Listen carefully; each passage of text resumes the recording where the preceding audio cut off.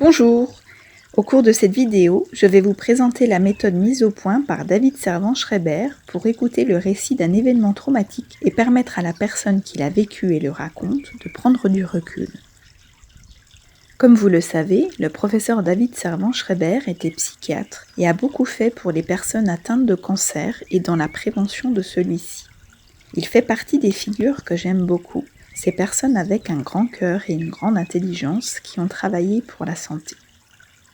Fils de politicien français, il était jeune médecin-chercheur aux États-Unis quand un gliome de Bagrad, c'est-à-dire une tumeur au cerveau, lui a été découverte de manière fortuite.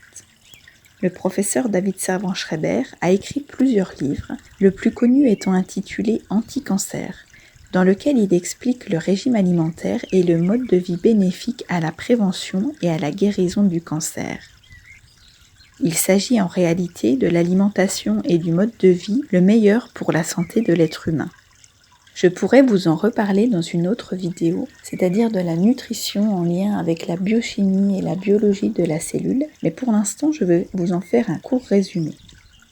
L'alimentation santé par excellence, c'est l'alimentation anti-inflammatoire, c'est-à-dire à indice glycémique bas, avec une augmentation de la consommation d'oméga 3, des légumes aux couleurs variées, une absence de consommation de viande rouge, voire des protéines végétales, peu d'alcool qui est pro-inflammatoire et qui sature le foie, et un apport hydrique suffisant, c'est-à-dire à partir de 2 litres par jour, jusqu'à 6 litres maximum. Petite parenthèse, parce qu'on me dit souvent « il faut bien vivre ». Oui, on peut vivre en étant heureux et en mangeant équilibré.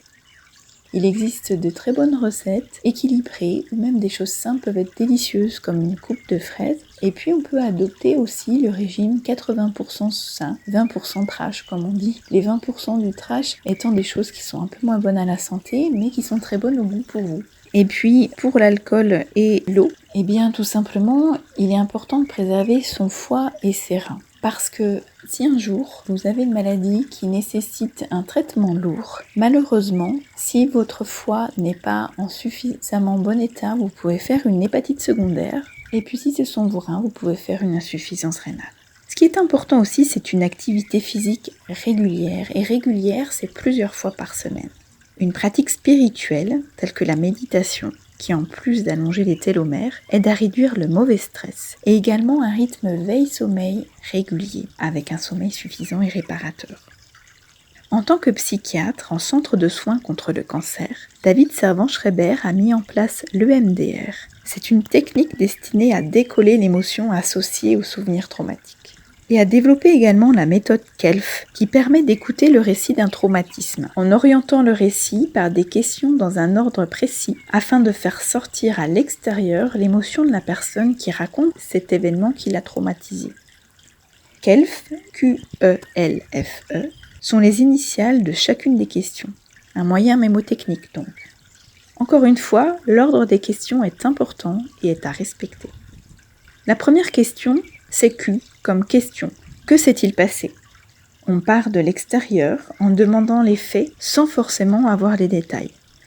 On laisse la personne raconter sans l'interrompre et sans la questionner davantage. En 2, E comme émotion. Qu'as-tu ressenti ? On va l'inviter ainsi à regarder à l'intérieur d'elle-même. On peut reformuler ce qu'elle nous dit en miroir, mais pas la juger, ni lui dire qu'elle n'est pas coupable, car cela lui enverrait le message que son émotion est injustifiée. Elle a le droit de se sentir coupable. En 3, L comme le plus difficile.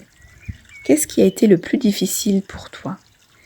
On centre sur le principal pour lui permettre de se débarrasser du reste. En 4, F comme faire face. Qu'est-ce qui t'a permis de faire face ? La personne va ainsi prendre conscience de ses propres ressources. En 5, E comme empathie.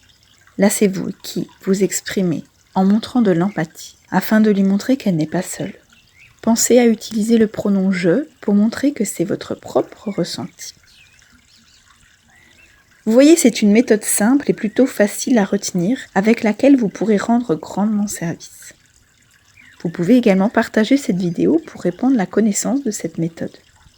Je serais aussi ravie que vous commentiez mes vidéos afin d'orienter les thématiques en fonction aussi de ce qui vous plaît. À bientôt!